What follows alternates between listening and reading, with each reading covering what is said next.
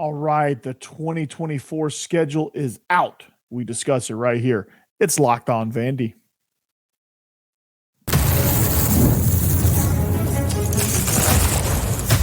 You are Locked On Vandy, your daily podcast on the Vanderbilt Commodores, part of the Locked On Podcast Network, your team every day. All right. Happy Thursday. Welcome into the Locked On Vandy podcast on the Locked On Podcast Network. I'm your host, Corey Burton. Thanks for making Locked On Vandy your first listen each and every day. We are free and available, that is, wherever you get your podcast and on YouTube as part of the Locked On Podcast Network, which is your team every single day. Today's episode is brought to you by FanDuel, so make every moment more. Right now, new customers get $150 in bonus bets with any winning $5 moneyline bet. That's $150 if your team wins. Visit FanDuel.com/lockedon to get started. Man, we got an exciting one for you today. The SEC released their schedule.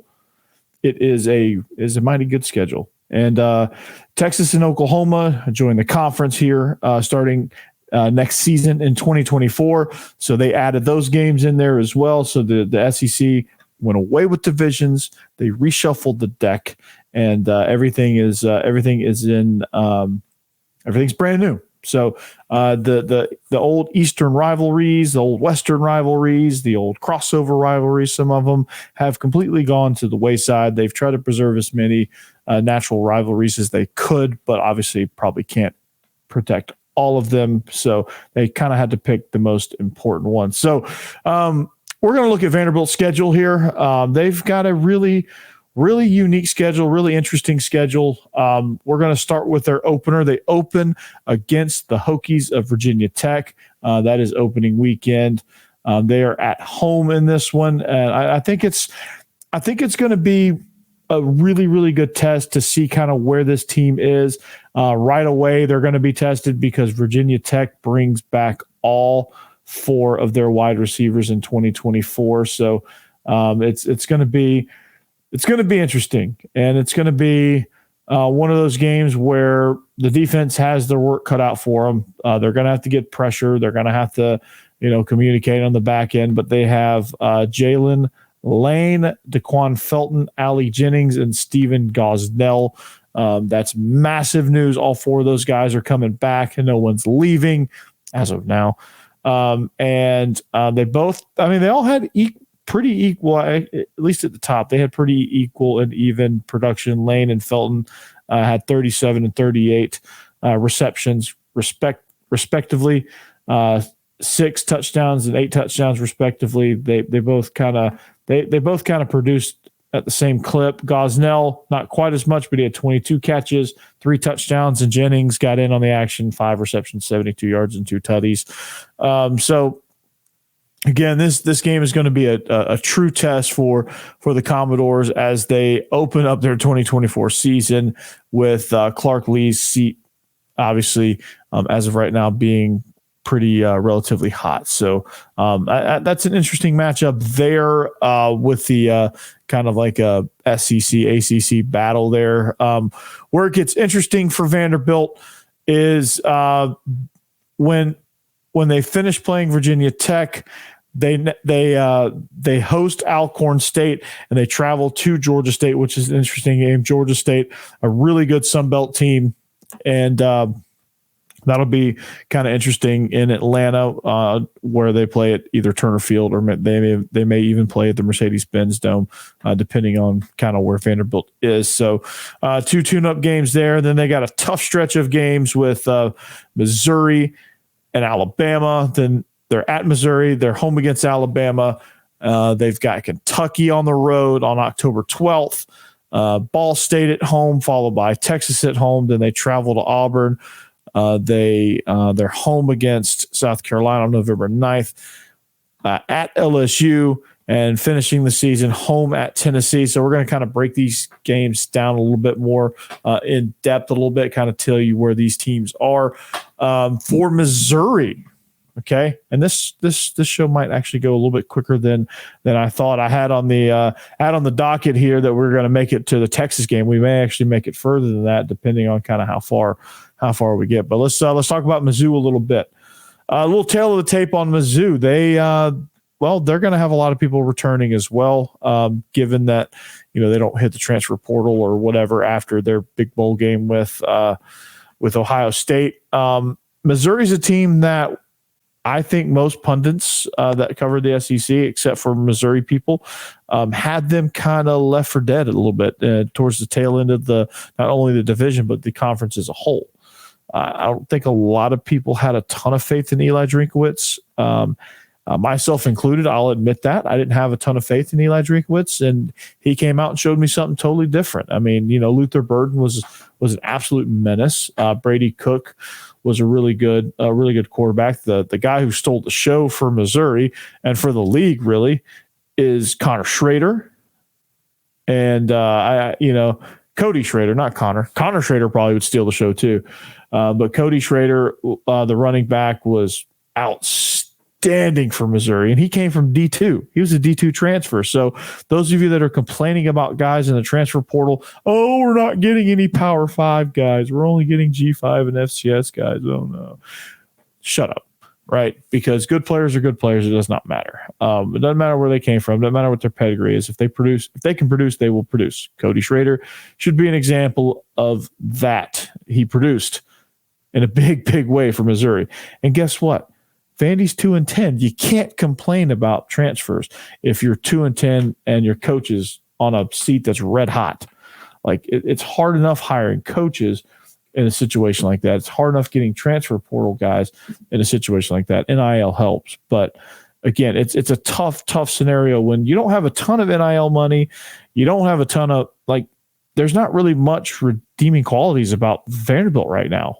That would attract some big name recruit guys. Now, what you can do is get a lot of guys that will fit, hopefully, a scheme that you're trying to run. Now, the reason why Vandy's had so much success getting guys from the defensive side is that, Clark Lee has taken over play calling, and everybody kind of knows what happened the last time Clark Lee took over primary play calling duties on the defensive side of the ball at Notre Dame. They had some pretty good defenses. They were a playoff team. And so Vandy fans are hoping that it ends up that way. The players are hoping, and the administration, everybody involved with this Vanderbilt program, is hoping that that's what this thing becomes. Clark Lee takes over the defense. Now all of a sudden the defense looks like they're playing a little bit. So, and the commits that they've gotten kind of fit what he likes to do. Like Zaylen Wood, defensive lineman, extremely disruptive. They got a safety that can come downhill, play the run a little bit. They got a 6'4" corner in Colby Taylor as of right now. So those three guys can be some key contributors on that defense. Now, those guys are going to have to contend with what Luther Burden can do and with what that Missouri running game can do, not only with Cody Schrader, but who else. So that'll be a tough matchup, especially on the road. Faurot Field is, oddly enough, a really tough place to play. Either you play the 11 o'clock game and you're lulled to sleep, or it actually is a really good night environment. And I went on the Unwritten Rule podcast and talked to those guys, and it's an interesting bowl site. Not bowl site. It's never a bowl site.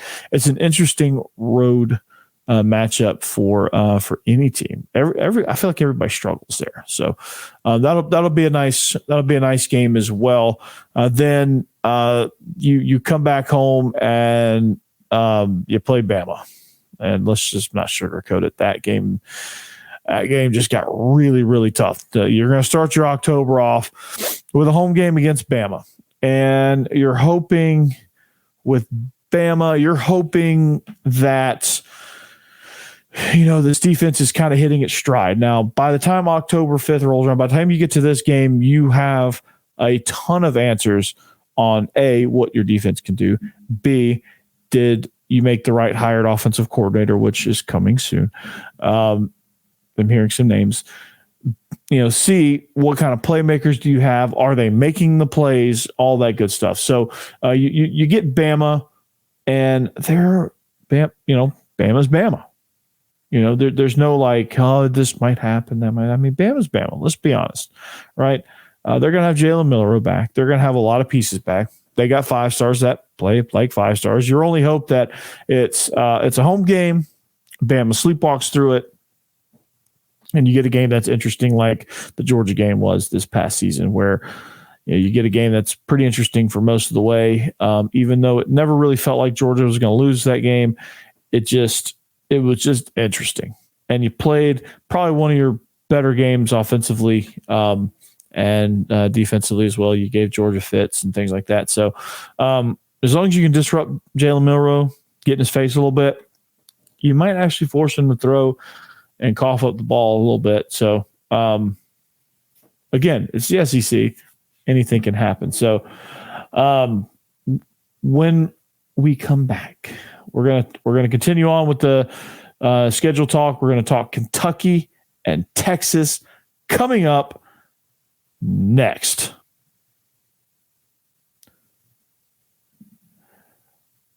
Hi there. Thanks for being a valued PrizePicks partner. As an experienced creator who understands your audience best, we're looking for help to make the most compelling ads possible. So while we may have some mandatories overall, we'd love for you to give it your own creative spin. PrizePicks is the largest daily fantasy sports platform in North America. We're the easiest and most exciting way to play DFS. It's just you against the numbers. Instead of battling thousands of other players, including pros and sharks, you pick more than or less than on 2 to 6 player stat projections and watch the winnings roll in. With basketball season here, you can now pick combo projections across football and basketball from the Specials League, a league created specifically for combo projections that includes 2 or more players from different sports leagues. For example, LeBron James plus Travis Kelce at a 10.5 combo of 3-pointers made and receptions. It's almost like stealing. PrizePicks even offers a reboot policy so that your entries stay in play even if one of your players gets injured. For football and basketball games, if you have a player who exits the game in the first half and does not return in the second, that player is rebooted. PrizePicks is the only daily fantasy sports platform with an injury insurance policy. Wow, didn't even know that. So go to prizepicks.com/lockedoncollege and use code lockedoncollege for a first deposit match up to $100. That's prizepicks.com, lockedoncollege. Use code lockedoncollege for your first deposit match up to $100. All right. So welcome back. Thanks for making Locked On Vandy your first listen. Be sure you check out the guys over at Locked On SEC. They just did a live stream on our channel here, and if you want to go back and watch it, it's a scheduled reaction. It is in the live tab. It was not on the homepage. You probably didn't see it, but you can see it after the fact, after you watch this. So go check them out. Zach Blackerby, go check him out on Locked On Auburn. He was also part of that Locked On SEC show, that live stream there. Check out my man Stephen Willis at Locked On Ole Miss, and check out all of the shows, all the great shows on our network. Locked On Dynasty Football is one of my favorites because I play Dynasty Football. So it just makes total sense. So we're going to continue rolling on with our schedule reaction. Maybe try to even cover the entire schedule before we let you go and before we get out of here. So Kentucky and Texas is next up on the slate. Now, it's a road game at Kentucky, which honestly, I call it the grocery bag because it's Kroger Field. Kentucky's always a tough place to play. I mean, Mark Stoops has done just about as much as you can do with that Kentucky team. I mean, he's done a tremendous job at a school that at one point didn't even probably realize they had a football team because I don't think that administration or that town or that fan base knew that anybody played outside of Rupp Arena.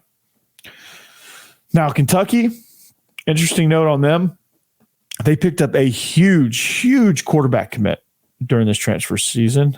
They picked up Georgia quarterback Brock Vandagriff. So he's somebody that will hopefully fare better than what Devin Leary fared, because Devin Leary, although he was the one that solely carried NC State football, He did not have the same luck at Kentucky.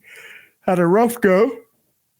Oh, yeah, long day at school. He had a rough go at Kentucky, just couldn't get things together. See, when I talk about Kentucky, it just makes me yawn, right? When I talk about Devin Leary's play, it just makes me yawn, man. It just makes me yawn. So I think with Kentucky, you're just it's a tough matchup. It's a tough matchup for anybody, but for Vandy, I think you're going to have to, honestly, with as many people as has been lost in the transfer portal, I think it's a little bit harder to kind of project. But again, you're going to have a lot of answers here by this time, and you're going to know the identity of your team. You're going to know kind of where this season is headed, because let's say you get to Missouri 3-0, right? Let's say you get to Missouri 3-0. Obviously, Bama, I think it's a long shot.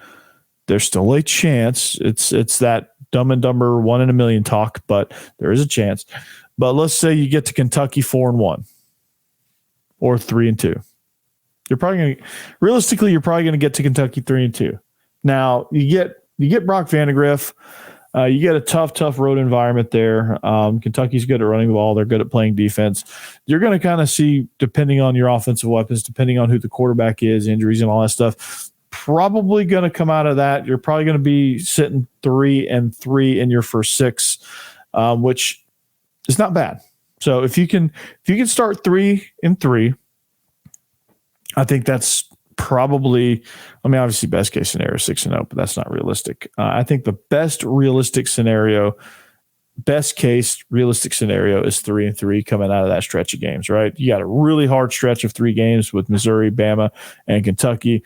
You're hoping you can get steal at least one of those, come out 4-2, and get one in the opener against Virginia Tech. But you're going to have a really good portal season, and the offensive coordinator hire is going to be extremely vital.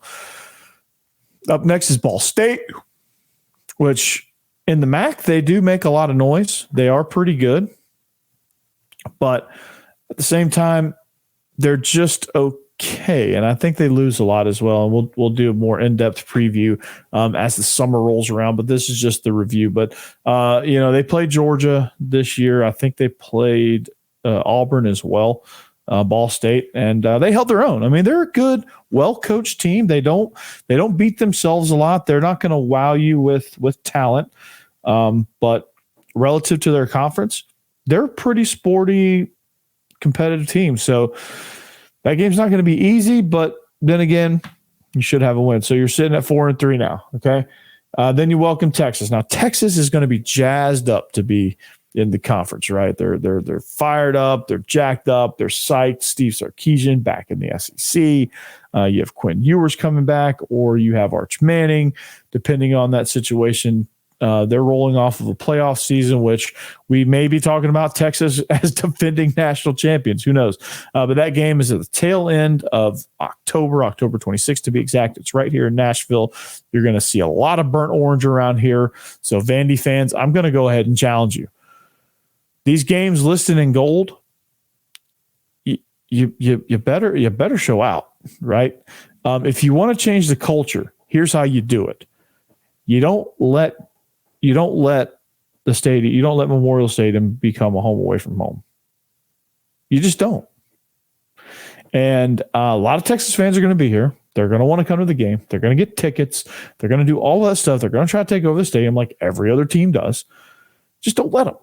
Buy the tickets, support, right?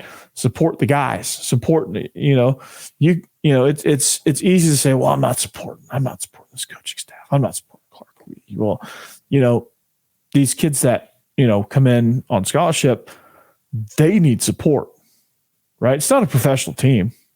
It's not like, professional team, you can it's a corporation. So you can be like, I'm not giving them my business, right?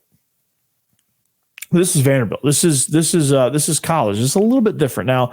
College and pro is starting to become more blurred than ever. But at the end of the day, these are 18, 22-year-old kids. So they're still kids at heart. They need support.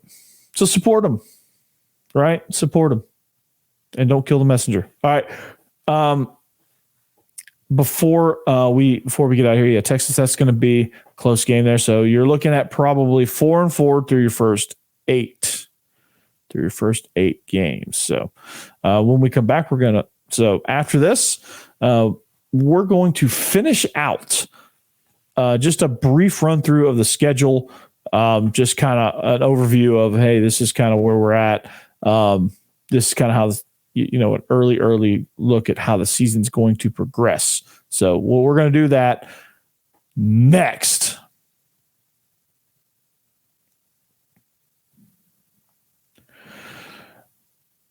All right. So as the weather gets colder, and it already is cold in some places, NFL offers stay hot on FanDuel. Right now, new customers get $150 in bonus bets with any winning $5 moneyline bet.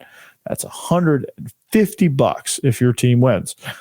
So if you've been thinking about joining FanDuel, there's no better time to get in on the action. The app is so easy to use. There's a wide range of betting options, including spreads, player props, over-unders, and more. And I love playing anytime touchdowns. So visit FanDuel.com/lockedon and kick off the NFL season. And when I say kick off, I mean look to finish strong. So visit FanDuel.com/lockedon and kick the NFL season off. So FanDuel is the official partner of the NFL. All right, let's finish strong here with this schedule reaction.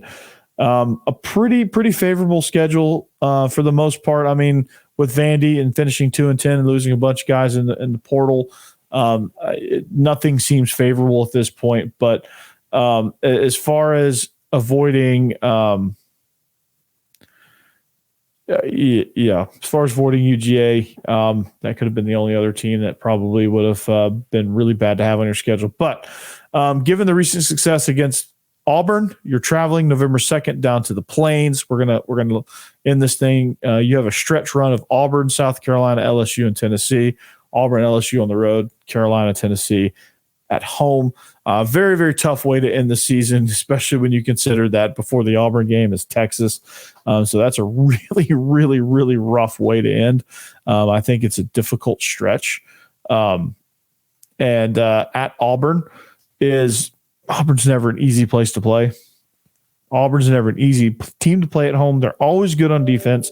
They're going to run the ball. So it's going to be an interesting matchup though. Because Vanderbilt just somehow seems to have Auburn's number. They always seem to play Auburn very tough. It's one of those unexplainable things where, like, it doesn't matter how bad Vandy is. Like, let's take this past season, for example. Like, Vandy was pitiful. The Doors were pitiful at that point. You felt like they'd already quit on Clark Lee. Then all of a sudden, they've got Auburn on the ropes. Now, Auburn was no dynamic superstar team, but like they have some straight talent over there, and they, their run game is elite. Their defense, especially some of their front seven, outside linebackers to be exact, were very good, very explosive. I mean, they have a lot of good people, a lot of good schemes over there at Auburn. Vandy kept it close. All right, so stay tuned on that one. Stay tuned on that one. Carolina, it's November 9th at home, South Carolina.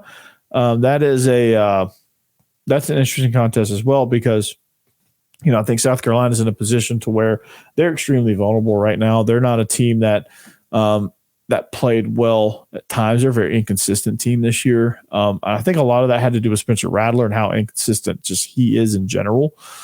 So I think when you look at the way that game is, it's going to be an interesting offseason for Shane Beamer. So if you listen to the Locked On South Carolina podcast, you'll probably get an idea of what Shane Beamer has going for him in the transfer portal, high school recruiting, things like that.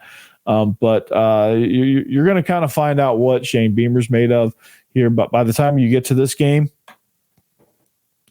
you'll probably know what South Carolina has in the tank there as well. Hopefully for Vandy's sake, they found some playmakers, right? It's going to be more interesting and seeing this thing unfold as the season goes, or as the all season goes, really. You're going to kind of see Vandy's chances sway a little bit with these games. So, like, this game's a coin flip, right? The Auburn game is not. It's not given that it's going to be Auburn, but it's not quite the coin flip either. So you're 4-4. Now you are, let's say 5-5 through 10, right? We'll say 5-5. We'll say they split that. They lose to Auburn, beat South Carolina. All right. And then the next two, LSU and Tennessee. LSU will be without Jaden Daniels, but they're just a well-oiled machine at this point. Big, tough, physical, great receivers, explosive offense. And then Tennessee, well, Tennessee had your number the last couple of seasons. You know, Josh Heupel's done a tremendous job up there. But you get them at home, which Tennessee fans like to checker out. You know, they like to take over, right? They want to paint Nashville orange. Don't let them. Especially that game. Don't let them. Don't let them. Anchor down, right? Anchor down to that game. So, you know, overall, you know, you say it's favorable, but holy cow. Virginia Tech, tough home matchup, right? Your home slate. If you're a fan, this is a really good home slate. Virginia Tech to open the season, you get 4 dynamic receivers. 2 of them are probably close to, you know, borderline NFL guys. Obviously, Alcorn State and Ball State. It is what it is. Ball State's a pretty good MAC team, so if you're interested in, you know, that might be the family game, or Alcorn will probably be the family game as well. So those are interesting matchups. I think Ball State is somebody who is tougher than people give them credit for. Alabama, Tennessee, Carolina, and Texas is a great home slate there. A lot of good home games for you to go to. Take advantage of it, right? The road games, you get to travel to LSU. You get to go right down the road to Atlanta. You get a couple of Eastern matchups here with Missouri and Kentucky, so that'll be interesting as well. So overall, I think it's a good schedule as far as interesting matchups and seeing different teams. But as far as like being easy and having a chance for success, I'm not so sure about that. Like that's a tough sledding, especially at the end of the season. You get the stretch of Texas, Texas, Auburn, South Carolina, LSU, and Tennessee. Oh my God, you get that lasso. Right? You get Texas, Auburn, South Carolina, LSU, and Tennessee as your last 5 games. Woo! Mm-mm. No. Very brutal schedule. It's one of those yawn fests too. All right, so very brutal. All right, well, that's going to do it here for our schedule release. I'm going to get out of here, and with that, I think that you need to subscribe to the channel. We're a very new channel, so find us anywhere you find your podcast. Find us on YouTube. Like and subscribe. Follow me at Coach Burton 36. You can also follow the show at Locked On Vandy on X. So follow the show, Locked On Vandy. That's where you're going to get most of your Vandy content from this show. So make sure you tell a friend, be a friend, all that good stuff. And schedule release, man, it's going to be an interesting schedule. Get your season tickets now. Get in on these matchups while you still can. Do not let the other teams flood this environment. But I am Corey Burton. This is the Locked On Vandy podcast on the Locked On Podcast Network, your team every day. We hope you have a great evening, and we'll see you back here tomorrow. And we'll get you kicked off towards the weekend, hopefully with some news on an offensive coordinator and some more portal guys. But we'll talk, and I'll see you back here on Friday.